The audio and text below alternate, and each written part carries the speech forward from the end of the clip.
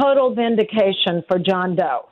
And, I knew what the facts were, not just because of John Doe, but also I was present during a couple of interviews. So I knew that what John Doe said was correct. Not only did the sexual molestation occur, but that the management was told about it by Paul Vincent, the skills coach, and that a meeting was held among management in which they decided not to contact the police department, and also that they had sent this guy Gary down, who was the mental skills coach, to verify that this had happened. And he said in his statement to the investigator that he knew that it had happened and it was true. And I knew that this was a cover-up, that they decided to sweep John Doe under the bus in order to continue their shot at the Stanley Cup and win the Stanley Cup. All of that was not surprising to me. What I was really impressed by with the independent investigator is that they went further and found that there was a policy that the Blackhawks had at the time that required immediate investigation, and they swept that under the rug too. I mean, this was a concerted decision on the part of management that this would hurt the Stanley Cup chances, so they were going to let it go. But what the public needs to understand is it didn't stop there.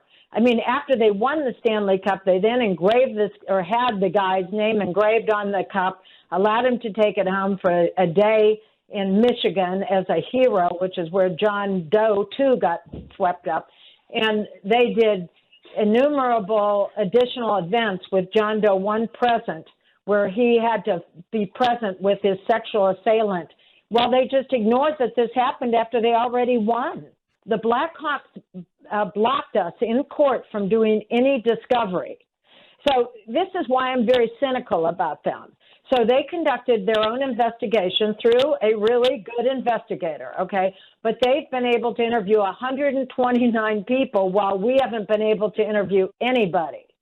So I don't know who's still there or isn't there that knew at the time, so it's impossible to answer that.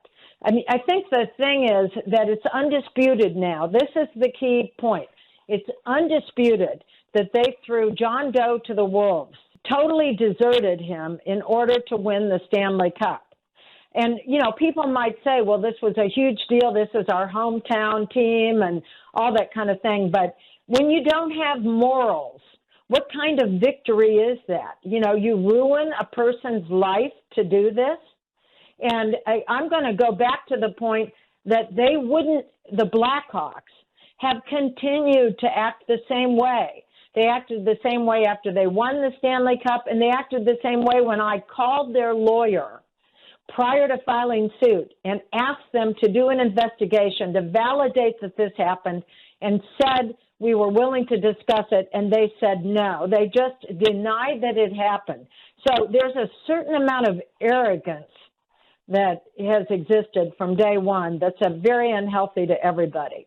The big guys win all the time unless the little guy is fortunate enough to get a lawyer who believes them and who's willing to take on a big establishment like this, So I feel like he deserves every cent we can get him. I can't wait to try the case.